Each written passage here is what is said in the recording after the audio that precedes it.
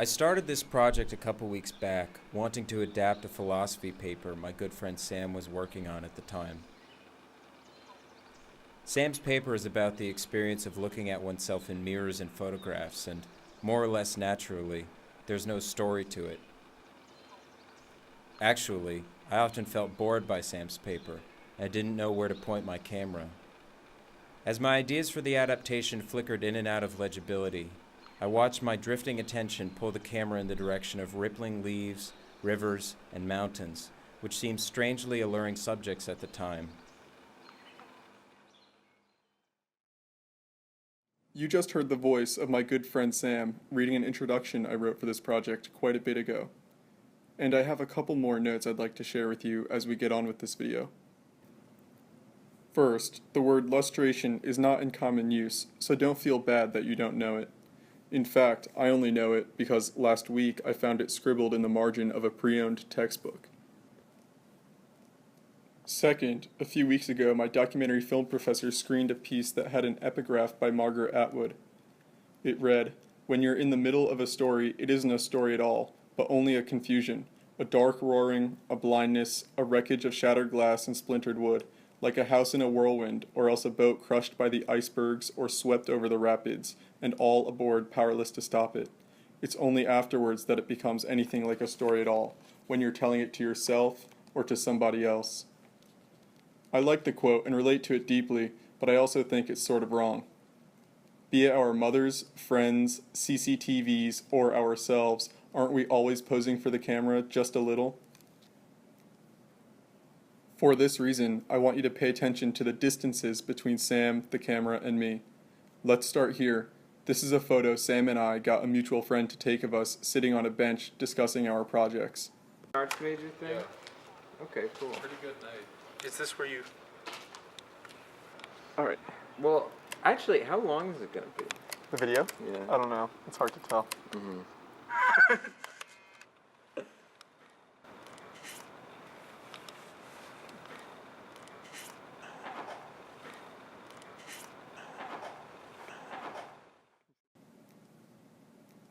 This is a photo I took of Sam earlier that day.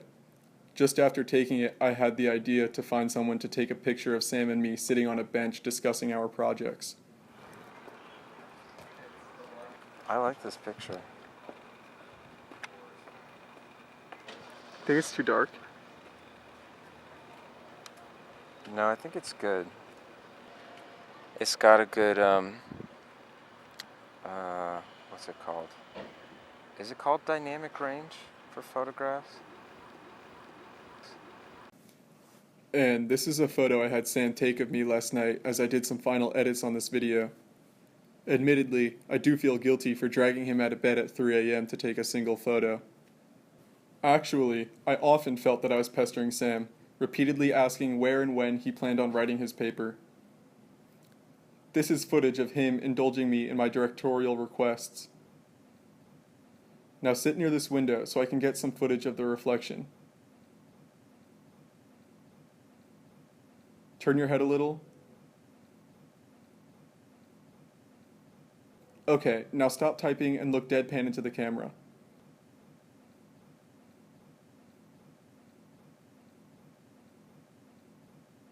Stay there.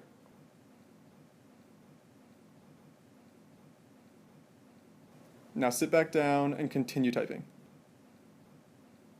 He was a good sport. Later that night, I emailed him with a question about a passage from his current draft, and I remember the next day running into him and feeling my eyes glaze over as he delivered a long, convoluted answer. This was when I first worried that Sam's paper might turn out to be really boring. So, in hopes of enlivening the project, I set up an experimental interview. Here's that footage, which turned out to be the last time I requested he speak about the paper directly.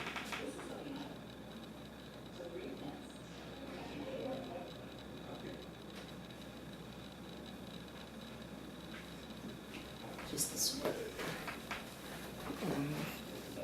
What is that? So this is actually Adobe Animator, but it has this cool feature where it like puts these dots on your face, and that's all I'm really looking for. This is really strange.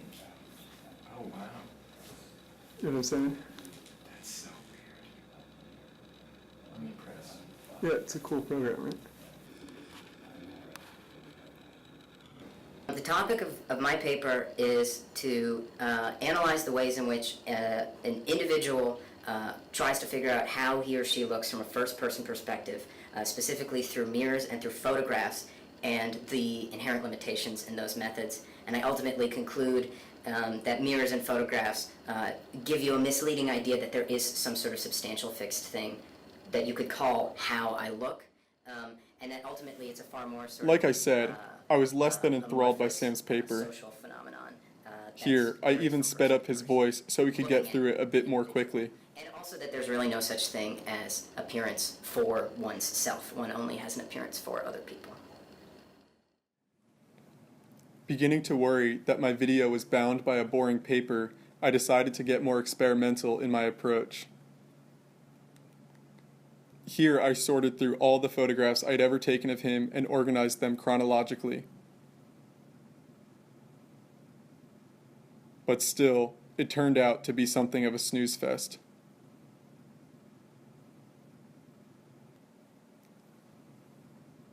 While I don't think of myself as a morbid person, I often found myself thinking about death while working on this project. Partly out of boredom with Sam's paper, but probably more so because I would run into him almost every Thursday afternoon, just as I would get out from a class on death and dying in Buddhism. It was a strange coincidence when Sam suggested we go to the graveyard because, quote, it would be a cool place to shoot a movie. He then went on to tell me that he had seen an empty grave there and wanted me to check it out. So unfortunately, as you can see, the grave has been covered up. Question is how subversive we're willing to be. Oh shit. Okay. There's probably a body in there. Okay, well,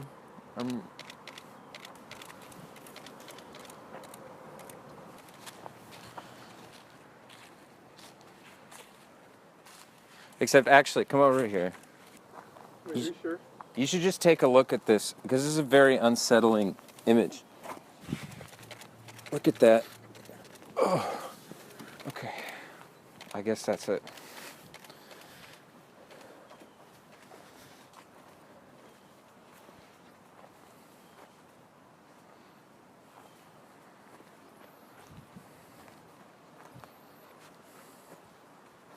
You know, it's ironic doing this thing with you, because I was trying to say that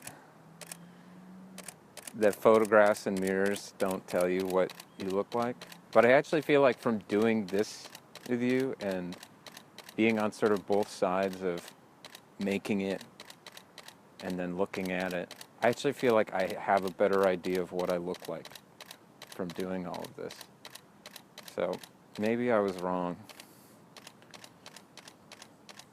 But then again, who knows? You know what the thing is? What's awful about this is that I feel like it's my job to be profound.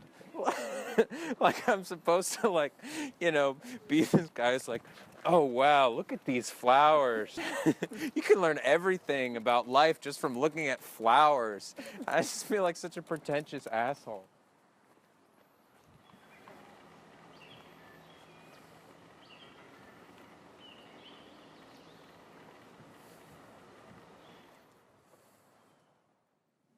Soon after Sam took me to the graveyard, he suggested we interview our friend Miles, who had just read Sam's paper. Miles, what would you say my paper is about? Your paper is about trying to synthesize psychoanalysis with Hegel. And you do that by trying to see the unconscious is an object that consciousness has to overcome. Yeah.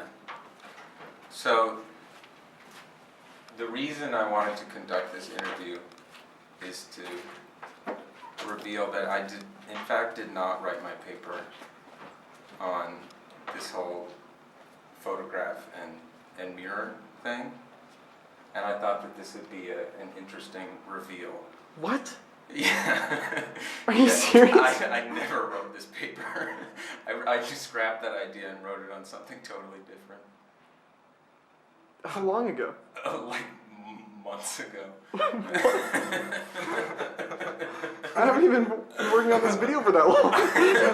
Oh, well then like a month ago. Like Okay. pretty soon after you started making it. When you asked me like, oh, could you send me a more complete draft? The reason I just didn't respond to that was because no such draft exists or would ever exist.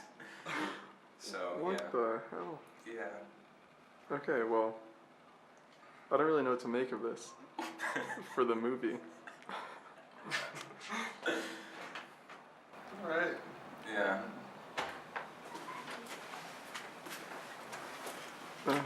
Yeah. All right. Well, thank you, Miles. That's it? Yeah. Okay.